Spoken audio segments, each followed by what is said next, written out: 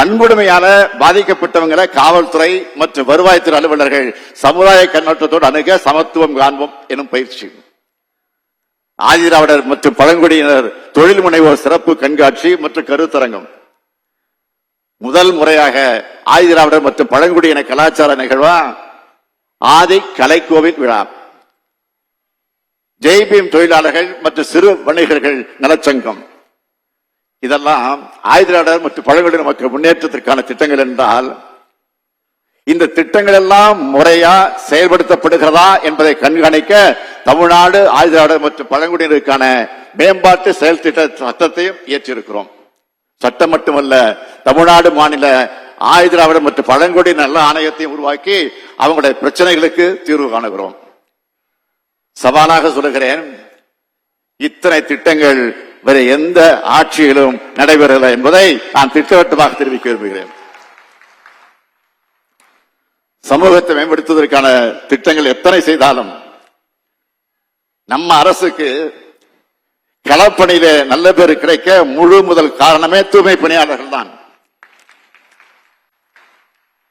நம்மோட பணிகளை ஊடகங்களும் பொதுமக்களும் பாராட்டும் போது நான் மனசுக்குள்ள உங்களைத்தான் நினைச்சுப்பேன். அரசு அதிகாரிகள், ஊழியர்கள், மாநகராட்சி பணியாளர்கள், தூய்மை பணியாளர்கள், காவலர்கள், மின்வாரிய ஊழியர்கள்னு எல்லாரும் சேர்ந்து நேரங்காலம் பார்க்காமல் ஆற்றிய பணிகளால் தான் அந்த நல்ல பேர் நமக்கு கிடைக்குது. நான் எத்தனை நன்றி சொன்னாலும் அதெல்லாம் உங்களுக்கு அந்த தொண்டுக்கு நிச்சயமாக ஈடாகாது. அதனால்தான் நான் உங்களோட சுயமரியாதையை, உங்களுடைய பணிக்கான மரியாதையை கொடுக்க உங்களில் ஒருவனாக உங்க கூட நான் இருக்கிறேன். என்னை பொறுத்த வரைக்கும் தூய்மை பணியாளர்கள் சொல்றதை விட தூய உள்ளம் கொண்ட பணியாளர்கள் தான் சொல்லணும். உங்க எல்லாருக்கும் என்னுடைய மனமார்ந்த நன்றிகள், பாராட்டுக்கள். தூய்மை பணியாளருடைய நலனுக்காக நம்முடைய திராவிட மாடல் அரசால் தூய்மை பணியாளர் நல வாரியம் தொடங்கப்பட்டுச்சு. அந்த வாரியம் தொடங்கப்பட்டது முதல் 2021ஆம் ஆண்டு வரை 18,225 உறுப்பினர்கள் மட்டும்தான் பதிவு பண்ணியிருந்தாங்க. ஆனா அரசினுடைய நலத்திட்டங்கள் மற்றும் மானியங்கள் எல்லாம் எல்லா தூய்மையாளருக்கும் சென்றடையும்னு நம்ம அரசால் அதற்குரிய விழிப்புணர்வு ஏற்படுத்தப்பட்டு கடந்த 3 ஆண்டுகள்ல 3,06,775 உறுப்பினர்கள் இப்ப பதிவாகியிருக்காங்க. அவங்க எல்லோருக்கும் பல்வேறு நலத்திட்டங்கள் வழங்கப்பட்டு வருது. உங்களுக்கு மருத்துவ காப்பீட்டு அட்டை கிடைப்பதில் கூட பிரச்சனை இருக்குன்னு சொன்னாங்க. என் கவனத்துக்கு வந்துச்சு. உடனே அதை வழங்க நான் உத்தரவிட்டேன். அதன் தொடர்ச்சியா இன்னும் 35,000 உறுப்பினர்களுக்கு மருத்துவ காப்பீடு அட்டை வழங்கப்படுது. அது மட்டுமல்ல, தமிழ்நாடு தூய்மை பணியாளர்கள் நல வாரியத்தில் பதிவு பண்ணி இருக்கக்கூடிய உறுப்பினர்களுக்கு தமிழ்நாடு நகர்ப்புற வாழ்விட மேம்பாட்டு வாரியம் மூலமா அடுக்குமாடி குடியிருப்புகள்ல 90% அரசு மானியத்தோட 1000 வீடுகள் பல்வேறு மாவட்டங்கள்ல வழங்கப்பட்டிருக்கு. இதோட திருவான்மியூர்ல தற்காலிகமாக வீட்டில் வசித்து வர்ற நரிக்குறவர், தூய்மை பணியாளர் நலவாரிய உறுப்பினர்களுக்கு முழு வாரியத்தோட தாழ்கோ மூலம் வீடு கட்டி தர போறோம். நம்மோட குறிக்கோள் மனித கழிவுகள் மனிதர்களை அகற்றக்கூடிய அவலநிலைக்கு முழுமையாக முற்றுப்புள்ளி வைக்கணும். நம்முடைய தமிழ்நாடு காங்கிரஸ் கமிட்டியுடைய தலைவர், அருமை சகோதரர் நம்முடைய திரு செல்ல பிறந்தவர்கள் ஒரு முறை என்னை சந்திச்சு தலித்திந்திய வர்த்தக மற்றும் தொழிற்சங்க அமைப்போடு இணைந்து இந்த திட்டத்தை செயல்படுத்தலாம் என்று ஒரு கோரிக்கை வச்சார். அதை கேட்டப்போ நல்ல திட்டமாக இருந்தது, சிறப்பான திட்டமாக இருந்தது என்று நான் உடனே அதிகாரிகள் அழைச்சு கலந்து பேசி உடனே அந்த கோரிக்கை பரிசீலிச்சு கடந்த 28/2/2023 அன்று ஒப்பந்தத்தில் கையெழுத்து போட்டோம். இந்த பணிகள் இயந்திரமயமாக ஆக்கி இருக்கிறோம். சென்னை பெருநகரில் இருக்கக்கூடிய கழிவுநீர் கட்டமைப்பு பராமரிப்பு பணிகளை மேற்கொள்ள 539 இயந்திரங்கள் பயன்பாட்டில் இருக்கு. புதுசா 58 கழிவுநீர் பராமரிப்பு இயந்திரங்கள் 28,55 லட்சம் ரூபாய் மதிப்பீட்டில் கடந்த ஆகஸ்ட் 12 அன்று சென்னை குடிநீர் வாரியத்திற்கு வழங்கப்பட்டிருக்கு.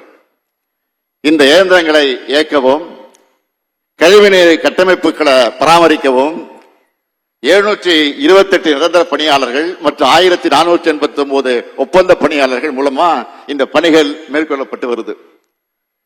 இந்த திட்டத்தின் மூலமா பணியாளர்களுக்கு மாசத்துக்கு குறைந்தபட்ச வருமானமா தலா 50,000 7 ஆண்டுகளுக்கு உறுதி செய்யப்படும். இந்த பணிகளுக்காக 524 லட்சம் ரூபாய் நிர்ணயிக்கப்பட்டிருக்கு. இதன் மூலமா இந்த குடும்பத்தினருக்கு நிரந்தர வருமானம் உறுதி செய்யப்பட்டு அவங்களுடைய வாழ்வாதாரத்தை மாண்பையை மேம்படுத்த இந்த சிறப்பு திட்டம் வழிவகுத்திருக்கு. இப்படி பட்டியலின பழங்குடியின மக்களுக்கு நலத்திட்டங்கள் உதவி செய்யறதோடு நம்முடைய கடமை முடிஞ்சிட்டு தான் அப்படி நான் கருதல.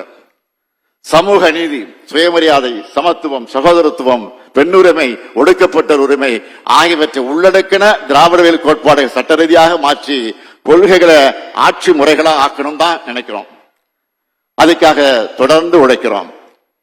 இந்தியாவிலேயே வேற எந்த மாநிலமும் நிறைவேற்றாத புதுமை திட்டங்களை நாம் நிறைவேற்றுறோம். சமூக நீதி வழியா சமத்துவ சமுதாயத்தை படைக்க பாடுபடுகிறோம். நம்முடைய லட்சிய பயண வழியில ஒரு சில தடைகள், இடர்பாடுகள் இருக்கிறத நாம் மறுக்கல. உடனே சில பேர் அதை மட்டும் பெருசுபடுத்தி அரசியலாக பார்க்க என்னென்ன பேசுறாங்க. இதுதான் பெரியார் மண்ணா, இதுதான் அம்பேத்கர் மண்ணான்னு கேள்வி கேட்கிறாங்க. ஒரு இடத்துல நடந்த சம்பவத்தை முழுசா புரிஞ்சிக்காம, அதில் அரசோட செயல்பாடுகளை தெரிஞ்சிக்காம, தெரிஞ்சிருந்தாலும் திட்டமிட்டு வதந்திகளை பரப்பி நம்ம திராவிட மாடல் அரசுக்கு கெட்ட பெயரை உண்டாக்க வேண்டும் என்று நினைக்கக்கூடியவர்களுக்கு நான் சொல்லிக்கொள்ள விரும்புவது, உங்க மதவெறி, சாதி வெறி எண்ணம் இந்த பெரியார் மண்ணில, அம்பேத்கர் கொள்கை உரம் பெற்ற இந்த மண்ணில ஒருபோதும் நிறைவேறாது, ஒருபோதும் நிறைவேறாது. இந்த ஸ்டாலின் இருக்கும் வரை உங்களால் அதை நிறைவேற்றவும் முடியாது. தந்தை பெரியாரும் புரட்சியாளர் அம்பேத்கருமே தங்கள் வாழ்ந்த காலத்திலேயே இது போன்ற பல நெருக்கடிகள் எல்லாம் எதிர்கொண்டு எதிர்நீச்சல் போட்டுத்தான் லட்சிய பயணத்தை தொடர்ந்தாங்க. அவங்களுடைய கொள்கை வழி நடக்கக்கூடிய நம்முடைய அரசும் சமூகத்தில் நிலவக்கூடிய இடர்பாடுகளை நீக்கி சமூகத்தை பிளவுபடுத்தும் சக்திகளை மக்களிடம் அம்பலப்படுத்தி சமூக நீதி கொள்கையை நிலைநாட்டி சமத்துவ சமுதாயத்தை உருவாக்கியே தீருவோம். இதுதான் தந்தை பெரியார் மீதும் புரட்சியாளர் அம்பேத்கர் மீதும் நாங்கள் எடுக்கக்கூடிய உறுதிமொழி. ஆதிதிராவிட பழங்குடியின விழிப்புணர்வு கூட்டத்தில் உரையாற்றின நான் 5 இலக்குகளை குறிப்பிட்டேன். முதல் இலக்கு கல்வி, வேலை வாய்ப்பில அவங்களுக்கு உரிய இடங்கள் பெறணும். இரண்டாவது இலக்கு சமூக அமைப்பில அவங்க எந்த சூழலையும் புறக்கணிக்கப்படக்கூடாது. மூன்றாவது இலக்கு எக்காரணம் கொண்டும் சாதியின் பெயரால தடுக்கப்படக்கூடாது. நாலாவது இலக்கு அரசியல், பொருளாதாரம், கல்வி ஆகிய அனைத்து மட்டத்திலையும் அவங்க வளர்ச்சி உறுதி செய்யப்படணும். அஞ்சாவது இலக்கு எல்லாருக்கும் எல்லாம் கிடைக்கணும். இந்த சிந்தனை கொண்ட அரசாகத்தான் திராவிட முன்னேற்ற கழக அரசு தொடர்ந்து செயல்படுது, இனியும் செயல்படும் என அண்ணல் அம்பேத்கருடைய நினைவு நாளில் உறுதி கூறி நிறைவு செய்கிறேன். நன்றி, வணக்கம்.